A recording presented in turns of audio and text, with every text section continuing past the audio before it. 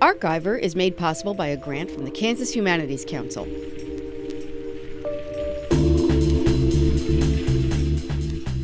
Archiver, Kansas Voices of the Vietnam War, ends the way it begins, with remembrances of faces and places from retired First Lieutenant Lou Eisenbrandt. Lou Eisenbrandt has never been afraid to talk about her experiences in Vietnam. In fact, she wrote an unflinching, compelling memoir of her time as a nurse during the war, Vietnam Nurse Mending and Remembering. But what resonates with everyone is Lou's ability to connect with people. Okay, I was born in Belleville, Illinois, which is where the hospital actually was. My hometown was Mascoutah, Illinois, a town of about 2,500 at that time. And I was the oldest of 5 children in a blue-collar family. And I actually had gone off to nursing school, and from there is where I joined the Army, and that was in Alton, Illinois. So all of this is within like a 50-mile radius. After I did my basic training at Fort Sam Houston, Texas in November of 1968, my first duty assignment was Fort Dix, New Jersey, and I was there from January through August of 1969, and then I got orders for Vietnam, spent a month at home on leave, and left for Vietnam and spent the rest of my time in the service at the 91st Evac Hospital in Chu Lai, South Vietnam. It's the heat Lou remembers most on her first day in Vietnam, but on her last, the people she was leaving behind. The first day, hot. We got off the plane, and in Long Binh in the southern part of South Vietnam. And the wave of heat, because that's back in the days, there were no concourses to get you out of your plane. You simply stepped out the door. And I can just remember the overwhelming heat. On the return, the thing that stands out in my mind is that I had a gentleman, a doctor was taking me to the airport to catch a flight to go home, or as we would say, back to the world. And he took a picture of me by a Jeep. And in the background, you can see my hospital. And I did not really even discover this picture until 3 or 4 years ago. And I was surprised because most of the other pictures of me, I'm smiling, and this one I'm just looking very sober. And I think I know what was going through my head was I was thinking I was thrilled that I had survived in one piece and had done some good. But it was hard to leave these people that I'd gotten so close to during the course of the year. So I would say it's hard to pick one over the other, but they were very different experiences. But when I look at the pictures, you can certainly tell by the way I look, which is the beginning and which is the end. Talk a little bit about the people that it was hard to leave. Was it your fellow nurses and the doctors? Was it some of the residents of the village where you lived, where your hospital was located? It was mainly the doctors and nurses. There were also patients that have stuck with me for a long time because of the seriousness of their injuries, and I think about them often, not knowing whether they actually survived once they were evacuated out to Japan or Germany, which is usually where they sent the wounded. But I think it's mostly the doctors and the nurses because you worked so closely with these people. Shifts were 12 hours on and 12 hours off. But particularly the 9 months that I worked in the emergency room.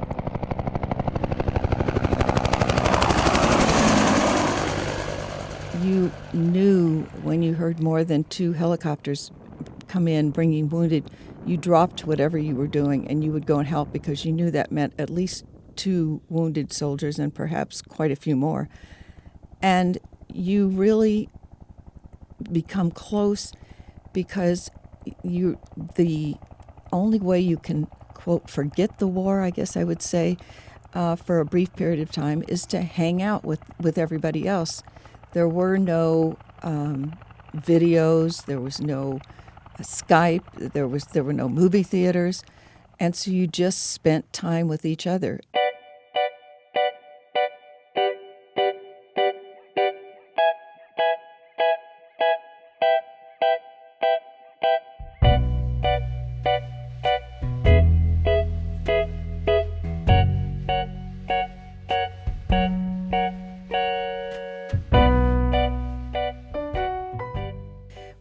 Sometimes we just had to create our own entertainment, and sometimes that involved a little alcohol to get the creative juices flowing. But we had, where we were stationed, it was on a cliff overlooking the South China Sea, which was really a lovely spot, which is why I knew I had to go back, and I've been back to Vietnam 4 times since my stint there with the Army.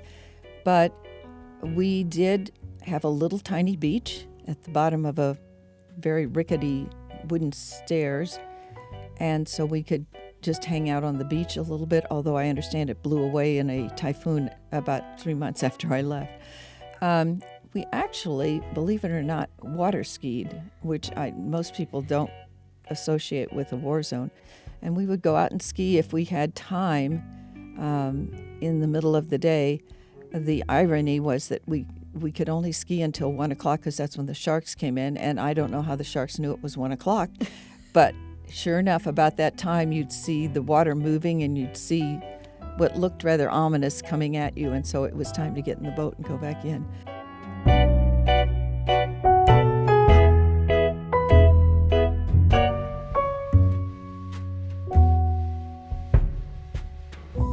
Like most Vietnam War nurses, Lou has clear-cut memories of her patients. 2 in particular stay with her because she wonders if their names are on the Vietnam War Memorial Wall in Washington, D.C. The patient that really stays with me, there are 2. One was a young man who was badly wounded with shrapnel, but we didn't realize the extent of his wound when they carried him in on a litter and placed him on the saw horses, which is the way we treated patients who were not ambulatory. And we always cut off all the clothes. There was no privacy in a war zone in an emergency room, so we could properly assess the wounds. And when we went to roll him over onto his stomach so we could see what was the problem with his back, basically his back stayed on the litter. And as soon as we saw that there was some really severe damage, we put him back down, and he did survive to go to surgery and be evac'd back, I think, through Japan. Can't remember specifically.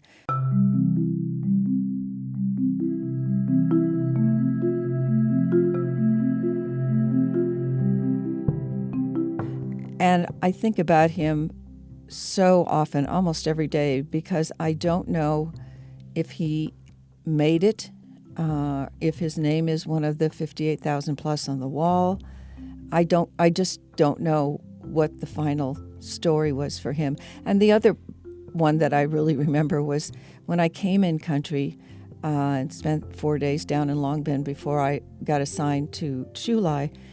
I had met a young man, and we played cards and sat around and talked and whatever, and we both got assigned to the same location, except that he was an infantry lieutenant, and he came in once to the hospital with some of his men who had gotten wounded, and the next time he came in, he was the wounded one. And it didn't look terribly severe, but he had enough shrapnel wounds that I thought there might be something more there. And I was not tending to him, but the nurse who was said to me as they wheeled him into the OR, he's probably going to lose both of his legs. That's the only time during my year there that I actually had to walk out of the emergency room and collect my thoughts. And it's because even though it had only been 4 days, we had what I felt was like a little personal connection. And I did follow up and check on him when he got back to the States in the hospital, and he still had his legs, but they were not functioning very well. That must be a hard memory to live with. It is, and it goes along with, especially the first patient. That's a frustration for me when I visit Washington, D.C., and I've been there many times, to walk the wall and wonder how many of those names were a body that came through my emergency room. How many I held their hands and said, "You're going to be all right." Sometimes I believed that, sometimes I didn't believe that, but I said it anyway. And I just don't know how many people that I came in contact with are now listed on the wall in D.C.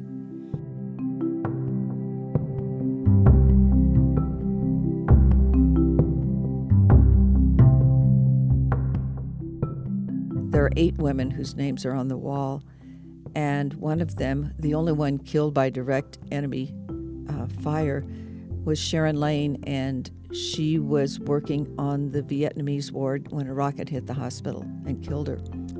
So we did obviously take precautions when the rocket attacks came, but you could get as much into as much trouble with snipers coming in at night after it was dark and there was concertina wire all the way around the compound, and they'd be snipping it and coming in with their AK-47s to kill people. So it was a little of everything, but we did take several nights of rocket fire. What was your first experience with the rocket fire like, running into the bunker? Did you think, this is it, that's the end? I don't think that was my thought process. Actually, the immediate process was, I don't want to go in there because the rats live in that. And the first person in had to chase out the rats because that's where the rats lived, was in the bunker. I think it was not. You think about yourself, but I think you just think about everybody. You say, "Oh my gosh, this is not what we want to do." You also came away from Vietnam with the start of what would become your Parkinson's, and you blame the Agent Orange for that.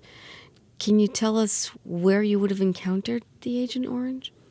The sad thing about Agent Orange is it just permeated everything. So when guys came in the emergency room, and the first thing we did was cut off their clothes, if they had any Agent Orange on them, and many of them did, it filled the air. As a matter of fact, it is still in the dirt, in the soil, and in the water in Vietnam. There are groups that have been working since the war to get rid of it. I think the important thing to remember that is the government needs to be held accountable. I can pretty much say that's where my Parkinson's came from, because one of the big factors in Parkinson's is exposure to herbicides and pesticides, which is why a lot of farmers have Parkinson's. Does it make you angry or sad to think about that? Yeah, it makes me angry. I have to admit, as a result of Agent Orange, I got involved with a few things that I wouldn't have gotten involved with, but I'd gladly give my Parkinson's back or give it to somebody else if they'd like to have it for a while. Accountability is important, and that's why I fought to get some reimbursement for my time there, just because I felt you need to tell the powers that be that if you're putting things down or you're doing things in it, whether it's war or whatever it is, you need to be accountable for what the results that are going to come as a result of that. And that's why I have continued to talk about that, because I think it's important. Despite her medical condition, Lou feels connected to the country of Vietnam and has returned 4 times. She was one of the first American tourists to visit. 4 trips back to Vietnam. Mm-hmm. Why have you gone back so much? First of all, it's a beautiful country. I love Vietnam. The people are very warm and loving, very friendly, and very, particularly the older people, very happy that the Americans were there. the the real reason that I went back the first time was that I was just curious. Our hospital was really in a very pretty setting, up on a cliff overlooking the sea, and I wanted to see what had happened to the hospital. And at the time, when I started thinking about doing that, I was working as a travel agent, and we had lifted our embargo on Vietnam, so they were encouraging tourism. So I was able to go with a group of 10 to Vietnam, and everybody knew that one amongst us was a nurse, so it was interesting when we all gathered in Chicago to get on the JAL plane. Everybody's saying, "Do you suppose it's her? Do you suppose it's her?" Which I thought was really funny. And they were very protective of me. I mean, everybody, every time we did something, they'd say, "Are you okay? Are you okay?" So that was one. I just went back out of curiosity. Well, we didn't get to where my hospital had been that in '94, so I went on my own with a girlfriend in 1996, and we did get back to where the hospital had been. So that, I think, was probably part of this, what they call closure or something. And then the two trips after that, one was through an international legal organization that my husband's part of, and we visited Vietnam, Cambodia, northern Thailand, and Myanmar. And so that was quite the different trip because that was staying in very fine hotels. And then the last trip was actually a situation that I found myself in, which I didn't expect to. There's a college in southern Missouri called College of the Ozarks, and they're very high on veterans. And starting in 2009, they would take 12 vets, match them with 12 students, and go to wherever they had served in a war. Well, up until 2014, they were only going to World War II sites. And they took their first trip to Vietnam in 2014, and somebody told me about it, and I sent a note, and they were thrilled because I was the first nurse to that point, and there were 2 women, but they were 2 WACs, I think, from World War II that had gone earlier, and that was the extent of it. And I don't think since then that another woman has gone.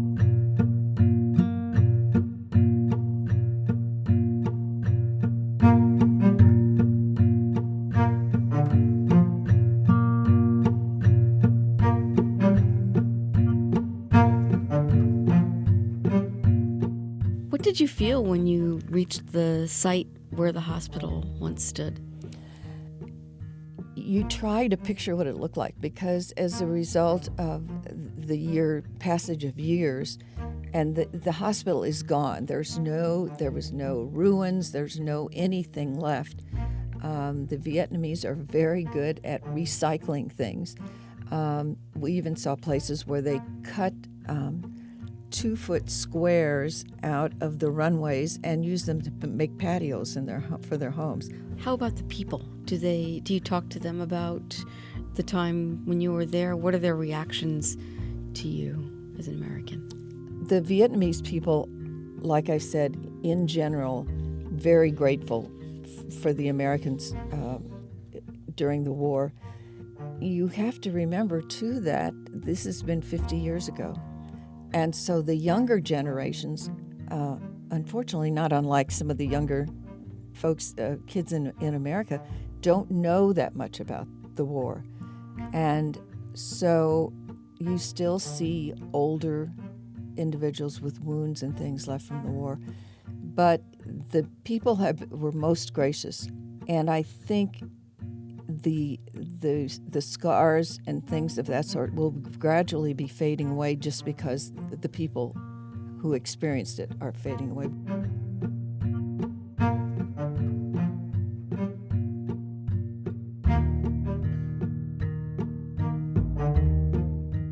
They put the blame on the vets, and I think we need to honor the veterans more and not try to blame them for basically what was their job to do. Thank you. You're welcome. This has been terrific, Lou. Thank you so much.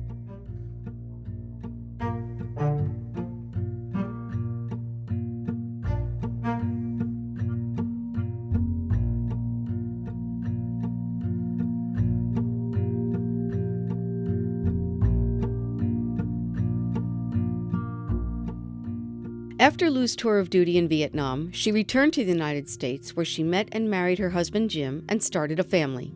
She did not go back to nursing. Instead, Lou led childbirth classes, taught cooking, and worked as a travel agent. She is Chair Emerita of the Board for Turning Point and serves on the board of the Veterans Voices Writing Project. But most people in Kansas City know Lou Eisenbrandt for her memoir, Vietnam Nurse, Mending and Remembering, and she has spoken to many groups in the Kansas City area about her book and wartime experiences.